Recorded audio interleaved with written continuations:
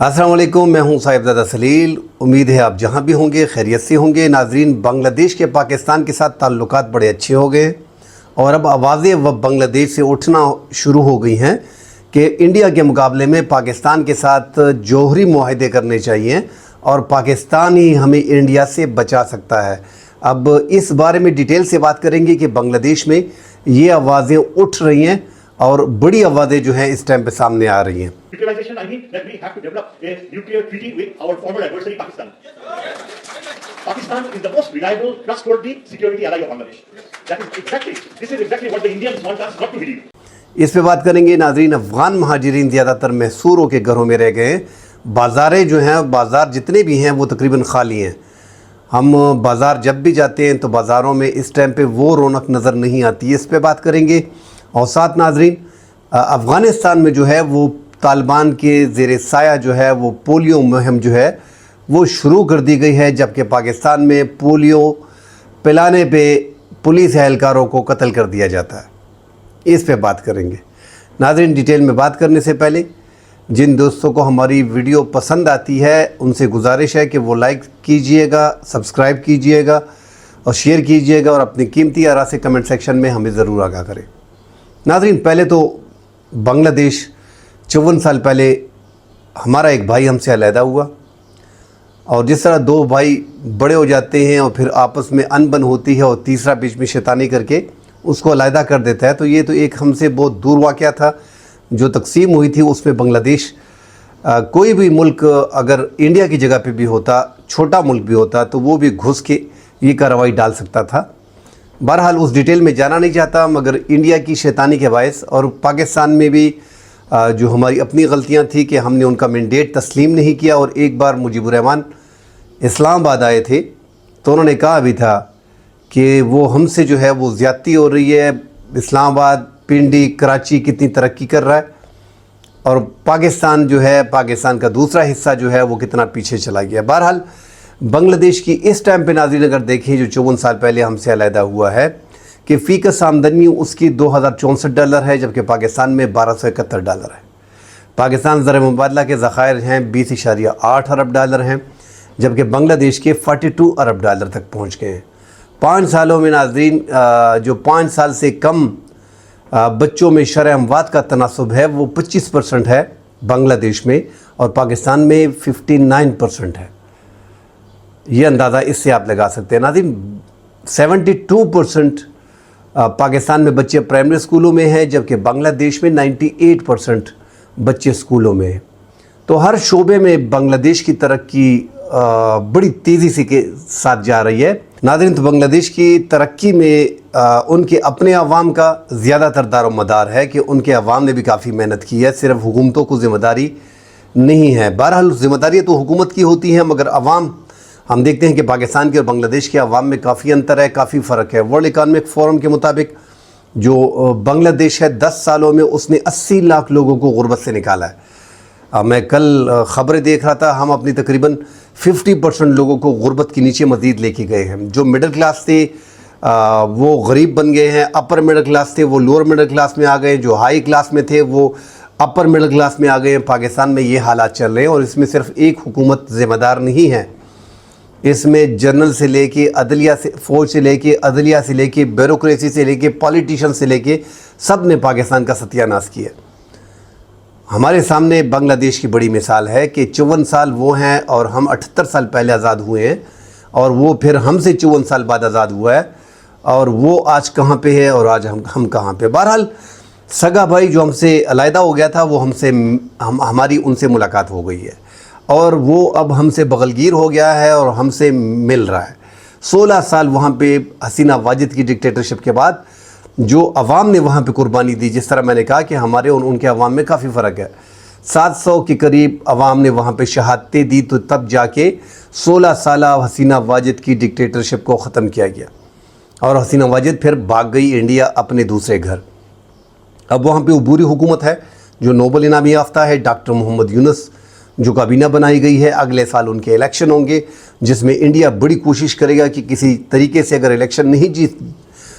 Election जीत नहीं पाते उनकी तरफदार वाली पार्टी अवामी लीग वगैरह, जिसका कोई चांस नहीं है, तो تو کوئی انسرجنسی جو ہے وہاں پیدا کی جائے بنگلہ دیش میں، تاکہ حالات وہاں پہ نارمل نہ ہو، کیونکہ ان کا سارا ڈیپینڈ تقریباً جو 7 سسٹر اسٹیٹس ہیں، سلیگوری کوریڈور ہے، اور وہاں پہ ان کا بڑا مسئلہ آ رہا ہے. وہاں پہ آلریڈی علیحدگی تحریکی چل رہی ہیں، آسام میں، ناگالینڈ میں، ان سارے منی پور میں، ان سارے ایریاز میں، اروناچل پردیش میں، میزورام ہو گیا اسٹیٹ میں، تریپورہ ہو گیا، یہ سارے بھارت کے ساتھ بنگلہ دیش کے ساتھ لگ رہے ہیں. اور بنگلہ دیش جو ہے وہ ساحل سمندر سارا ان کے پاس ہے، اور جس طرح محمد یونس نے کہا تھا کہ یہ لینڈ لاک سٹیز ہے، تو وہ سارا 7 سسٹر ہے جو نادرن ایسٹرن اسٹیٹس ہے انڈیا کی، وہ لینڈ لاک ہے. بنگلہ دیش پہ ان کا زیادہ انحصار ہے.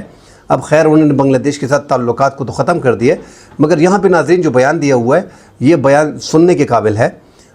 جو بنگلہ دیش ڈھاکہ یونیورسٹی کے پروفیسر ہیں ڈاکٹر شاہد الزماں، انہوں نے اس سے پہلے بھی ایک بیان دیا تھا کہ 3 اسکواڈن جو ہیں وہ JF-17 تھنڈر کی خرید لینے چاہیے.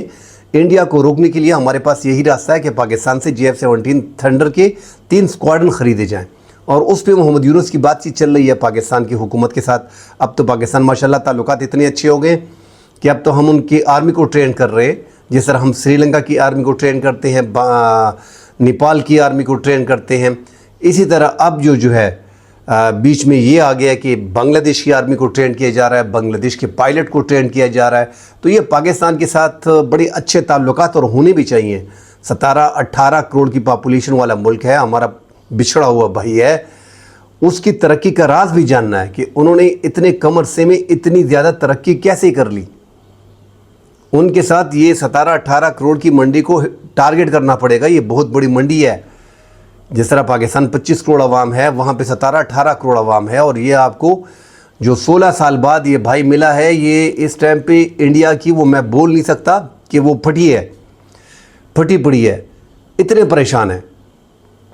تو بڑا خیال کرنا پڑے گا. ایک تو بنگلہ دیش، چائنا کے اور پاکستان کے تعلقات بڑے اچھے ہو گئے. اگر پاکستان نے بنگلہ دیش سے کسی چیز میں ترقی کی ہے تو وہ آرمی ہے. وہاں کی آرمی ناظرین 2.5 لاکھ ہے، جو ہم سب جانتے ہیں کہ وہاں کی آرمی جو ہے 2.5 لاکھ ہے. اور وہاں کے جو ان کے پاس فائٹر جیٹ ہیں، اس میں کوئی خاص 4.5 یا 4th جنریشن کا کوئی بڑا طیارہ اس میں ہے نہیں. فائٹر جیٹ 178 ان کے فائٹر جیٹ ہیں. پاکستان فضائیہ میں ماشاءاللہ انڈیا کو ٹکر دینے جا رہا ہے. انڈیا کے تو خیر اس ٹائم پہ فائٹر جیٹ جو ہے جو چالو حالت میں ہے، میں زیادہ کی بات نہیں کر رہا، اس طرح تو پاکستان میں بھی 1364-65 کے لگ بھگ فائٹر جیٹ ہے، مگر اس میں چالو حالت میں جو ہیں وہ انڈیا کے پاس 650 ہیں جو جدید فائٹر جیٹ ہیں جو بمباری کے قابل ہیں. اور پاکستان کے پاس 350 ہیں، جس میں پاکستان اپنے سے 5 گنا بڑے ملک کو جو ہے کنٹرول کر رہا ہے. اور پاکستان کے فائٹر جیٹ جو ہے وہ انڈیا پہ برتری حاصل ہے. پاکستان کی فضائیہ کی ہم نے 2019 میں دیکھا تھا کہ کس طرح ہم نے ان کے جو SU-30 ہے اس کو ہٹ کیا تھا، اور ابھینندن جو ہے وہ انجیکٹ ہو کے پاکستان کے ایریا میں گر گیا تھا. اور پھر اس کا MiG-21 جو ابھینندن تھا اور SU-30 جو رشین ہے وہ اس پر گرا تھا. 2 ہم نے فائٹر جیٹ ان کے گرائے تھے. اس سے پاکستان کی JF-17 تھنڈر کی مانگ بھی بڑھی ہے، اور پاکستان نے پھر بلاک 3 اور JF-17 بلاک 2-3 نکال دیا ہے. وہ پھر پاکستان 3-4-5 ممالک پہ پاکستان بیچ چکا ہے. تو اس پہ پاکستان ناظرین نائجیریا پہ، عراق پہ، میانمار جو ہے، اور یہ آذربائیجان جو ہو گیا ہے. اب پاکستان وہ 7 کلب ممبر کا اس کا جو 7 ممالک کے 7 کنٹریز کا ممبر ہے جو فائٹر جیٹ کو فروغ کرتے ہیں، پاکستان اس میں بھی شامل ہو گیا ہے، جبکہ انڈیا کا ادھر دور دور تک نام نہیں ہے. بہرحال اب وہ چاہ رہے ہیں کسی طریقے سے کہ پاکستان، انہوں نے ایک بیان دیا ہوا ہے کہ جو ڈاکٹر شاہد الزماں ہیں ڈھاکہ یونیورسٹی کے پروفیسر ہیں، ان کا کہنا ہے کہ پاکستان جوہری معاہدہ کر لے گا بنگلہ دیش پاکستان سے تو یہ اچھا رہے گا. اس سے پاکستان ہماری مدد بھی کرے گا اور انڈیا ہمیں روک بھی نہیں پائے گا. اور اگر کچھ کرتا ہے انڈیا تو پاکستان ہماری مدد کو پہنچے گا اور پاکستان یہ ہونے نہیں دے گا. تو ایک بڑا بیان انہوں نے دیا ہے. یہ حالات بہت زیادہ پاکستان جو ہے وہ قریب چلا گیا ہے بنگلہ دیش کے اس ٹائم پہ. اور ہماری آرمی جو ہے وہ 7 لاکھ 6.5-7 لاکھ کی آرمی ہے. جس طرح میں نے بتایا کہ فضائیہ بھی ہماری، پاکستان نے اگر ان 70 سالوں میں کوئی ترقی کی ہے تو فوج نے ترقی کی ہے اور پاکستان کی فضائیہ نے ترقی کی ہے. اور پاکستان کی پاس یہی بہترین اثاثہ ہے کہ جو ملک اس ٹائم پہ آپ سے آگے بھی ہے اور اس کے ذخائر آپ کے 20.8 20.8 ارب ڈالر ہے اور پاکستان ان کے بنگلہ دیش کے 42 ارب ڈالر ہے، مگر پھر بھی ان کی ضرورت ہے آپ کو، کیونکہ پاکستان نے 1998 میں جو ایٹمی دھماکے کیے تھے یکدم ایک دوسرے کے پیچھے، انڈیا نے 27 مئی کو، پاکستان نے 28 مئی کو جو ہے وہ ایٹمی دھماکے کر دیے تھے۔ یہ پروگرام جو پاکستان کریڈٹ دے رہا ہے، اس میں آرمی کا، عوام کا، جنرل ضیاء کا، بھٹو کا، ذوالفقار علی بھٹو سے یہ شروع ہوا تھا یہ ہمارا ایٹمی پروگرام، اور ڈاکٹر قدیر نے پھر بڑی مدد کی تھی۔ تو پاکستان کو ایک تو یہ کہ دشمن بھی آپ پہ اتنا جلد نہیں آ سکتا، تو آپ کے پاس ایک ایٹمی قوت ہے، یہ بہت بڑی بات ہے۔ اس کی وجہ سے پاکستان جو ہے وہ تعلقات زیادہ بڑھا سکتا ہے، اور بنگلہ دیش کے ساتھ تو ہونی چاہیے، ساحل سمندر ان کے پاس بھی ہے، ہمارے پاس بھی ہے، اس سے ہم بہت زیادہ ٹریڈ، اتنا فائدہ ہم ایک دوسرے کا کر سکتے ہیں کہ آپ بلیو نہیں کر سکتے، کیونکہ چین کے بعد دنیا کی دوسری بڑی جو گورنمنٹ سے انڈسٹری رکھنے والا ملک ہے وہ بنگلہ دیش ہے۔ تو بنگلہ دیش میں ترقی اس کی تھی، ایک ترقی کی وجہ یہ کہ وہ گھر میں 2 بندے کام کرتے ہیں، گھر میں ان کی وائف بھی کام کرتی ہے اور وہ خود بھی کام کرتا ہے، گورنمنٹس میں کام کرتے ہیں، پرائیویٹ جاب اس طرح کرتے ہیں زیادہ تر خواتین، تو وہ گھر جو ہے وہ 2 افراد اکٹھے ہو کے چلاتے ہیں۔ تو اس سے کیا ہوتا ہے کہ اب پاکستان میں زیادہ تر ایک ہی ہے، کم خاندان ہوں گے، تو ہاؤس وائف زیادہ ہوتی ہے پاکستان میں، اگر ایجوکیٹڈ بھی ہوتی ہے، اگر میڈیکل بھی کر لے تو زیادہ تر ہم نے دیکھا ہے کہ ہاؤس جاب کرنے کے بعد پھر اس پہ جاب کے لیے نہیں چھوڑا جاتا، وہ پھر گھر میں رہتی ہے۔ تو بہت سی کارن ہے، بہت سی ریزنز ہیں، بہرحال بنگلہ دیش پاکستان کے اچھے تعلقات بن گئے ہیں۔ ناظرین، افغان مہاجرین اس ٹائم پہ جو دوسری خبر ہے، ہم بازاروں میں اکثر گھومتے ہیں، پشاور میں جو بڑی ایک افغان کالونی ہے، اس کو کہا جاتا ہے افغان کالونی پشاور شہر میں، وہ مکمل طور پہ سنسان نظر آتی ہے، وہاں پہ آپ کو انسان نظر نہیں آئے گا۔ جب پوچھنے پہ ہم پوچھ لیتے ہیں کسی سے تو کہتے ہیں یار ٹھیک ہے خیبر پختونخوا میں گرفتاری نہیں ہو رہی، مگر کچھ پتہ نہیں چلتا اس حکومت کا، اگر گرفتار کر لیا، ACC کارڈ والے ہیں، بیچ میں POR کارڈ والے ہیں، غیر قانونی ہیں، تو پھر ہم یہاں سے چلے جائیں گے اور وہاں پہ کچھ کھانے پینے کو نہیں ملے گا، وہاں پہ کیمپوں میں رکھا جائے گا، ہماری تو زمینیں وہاں پہ نہیں ہیں، نہ ہی ہمارے وہاں پہ گھر ہیں، تو ہم سیدھا وہاں پہ کیمپ میں جائیں گے، اور کیمپ تورخم کے ساتھ پہاڑوں میں بنائے گئے ہیں، تو ہمارے لیے بڑی مشکلات ہوں گی۔ ناظرین، پنجاب میں، کراچی میں، بلوچستان میں، خیبر پختونخوا میں، گلگت چترال میں، بلتستان میں، جہاں بھی افغان شہری ہیں وہ کوشش کر رہے ہیں کہ انہوں نے اپنی نقل و حرکت جو ہے وہ کم کر دی ہے، انہوں نے کسی نے مہینے کا سٹاک، کسی نے 2 مہینے کا سٹاک، کسی نے 3 مہینے کا سٹاک گھروں میں رکھا ہوا ہے۔ پاکستان نے افغانستان کے ساتھ جو ملاقات اسحاق ڈار جو نائب وزیر اعظم ہمارے اسحاق ڈار جو کابل تشریف لے گئے تھے، ان کی ملاقات میں وہاں سے جو شکوے کیے گئے ہیں کہ افغان مہاجرین کے خلاف جو ہے ہاتھ ڈالا جا رہا ہے، ان کی بےزتی کی جا رہی ہے، اور اس پہ ہمیں شدید تشویش ہے، ان کو باوقار اور عزت کے طریقے سے اگر آتے ہیں تو ان کو آنے دیں۔ تو پاکستان نے ایک کہا بھی ہے کہ نہ تو ان کا سامان روکا جائے گا، وہ اپنا سامان ساتھ لے کے جاتے ہیں، ان کی کوئی بےزتی نہیں ہوگی، کوئی اب زور زبردستی۔ ناظرین، آپ نے ایک ٹائم دیا ہوا ہے 31 مارچ کا، وہ ٹائم ختم ہو گیا، تو پولیس کیا کرے گی کہ اچھا جی السلام علیکم، آپ جی گھر سے نکلیں اور آپ برائے مہربانی پاکستان چھوڑ کے چلے جائیں۔ تو ایسا نہیں ہوتا، افغان ہمارے بھائی ہیں، مگر جو غیر قانونی طور پہ ہیں ان کو نکالنا پاکستان کا فرض ہے۔ غیر قانونی پاکستان نے وہاں پہ افغان طالبان کو بھی بتا دیا کہ کسی بھی طور پہ کسی بھی غیر ملکی کو پاکستان میں نہیں چھوڑا جائے گا، وہ ویزا لے کے پراپر طریقے سے آئیں۔ ہزاروں افغانی اس ٹائم پہ پاکستان میں ویزے پہ موجود ہیں۔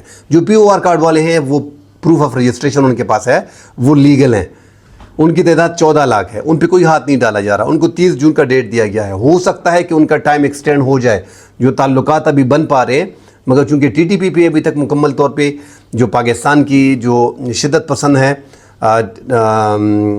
پاکستان تحریک طالبان، حافظ گل بہادر گروپ، لشکر اسلامی، جماعت الحرار اور دیگر تنظیمیں جو شدت پسندوں کی ہے، ان کے ٹھکانے جو وہاں پہ موجود ہیں، انہوں نے کہا ہے کہ ہم اپنی سرزمین کسی کے خلاف استعمال نہیں ہونے دیں گے، مگر ناظرین بڑا مشکل ہے، ان کی نظریاتی، ان کی آئیڈیالوجی سارا ایک ہے، ان سے دیکھ کے متاثر ہوئے۔ 2007 میں انہوں نے افغان طالبان کو ہی دیکھ کے اپنی ایک تنظیم بنائی، اور اس کے ساتھ ہی پھر امریکہ کے خلاف وہ لڑتے رہے، نیٹو کے خلاف لڑتے رہے، تو یہ ایک ہی لوگ ہیں۔ بہرحال اب کہا جا رہا ہے کہ ان کے ٹھکانوں کو چینج کر دیا جائے گا، ٹھکانے تو پہلے ہی بارڈر سے اٹھا کے پکتیا سے، برمل سے، خوست سے، ننگرہار سے ان کو غزنی میں شفٹ کر دیا گیا ہے، مگر اب تھوڑی سختی کریں گے۔ اب یہ آنے والا مہینہ بتائے گا، 1 مہینے میں پتہ چل جائے گا کہ کتنا ریشو کم ہوتا ہے، ان حملے خیبر پختونخوا میں کتنے ہوتے ہیں، کیونکہ پاکستان کا جنوبی اضلاع خیبر پختونخوا مکمل طور پہ شدت پسندوں کے کنٹرول میں چلا گیا تھا، اور ابھی بھی ہے ان کے ہاتھ میں۔ رات کو پاکستان کی حکومت ہوتی ہے، دن کو خیبر پختونخوا کی حکومت وہاں پہ نہیں ہے، جو ہمارے بڑے بڑے پالیٹیشین کا کہنا ہے۔ مولانا فضل الرحمان صاحب جمعیت الاسلام کے بڑے رہنما ہیں، آفتاب شیرپو جو 2 بار وزیر اعلیٰ رہے، اس طرح ANP کے ایم ولی کہہ چکے ہیں، دیگر سینئر رہنما جو ہیں وہ مسلم لیگ نون کے رہنما خود کہتے ہیں کہ حالات بڑے خراب ہیں. تو یہ حالات بن گئے ہیں. اب دیکھنا اس پہ ہے کہ افغان طالبان کے ساتھ کس لحاظ سے بات ہوئی ہے. ساتھ ناظرین جو پولیو قطرے ہیں خیبر پختونخوا میں آج بھی میں دیکھ رہا تھا کہ جگہ جگہ پہ آپ اگر پورا ایک مہینہ دیکھیں تو 7 وارداتیں ہو گئی ہیں. پولیس کو ان کو ہٹ کیا گیا ہے, شوٹ کیا گیا ہے کہ وہ عوام کو پولیو کے قطرے دے رہے ہیں. دنیا میں 2 ہی ملک بچے ہیں پولیو میں, ایک پاکستان ہے اور ایک افغانستان ہے. اب افغانستان میں طالبان کی سرپرستی میں کل سے پولیو مہم شروع ہو گئی ہے اور گھر گھر جا کے پولیو مہم وہاں پہ بچوں کو دی جا رہی ہے, مگر پاکستان میں چھوڑا نہیں جا رہا. آپ خود اندازہ لگا لیں کہ یہاں پہ شدت پسندی کس حد تک سرایت کر چکی ہے اور کس حد تک چاہتے ہیں کہ پاکستان جو ہے وہ پیچھے ہی رہے. فی الحال کے لیے اجازت دیجیے. اللہ حافظ.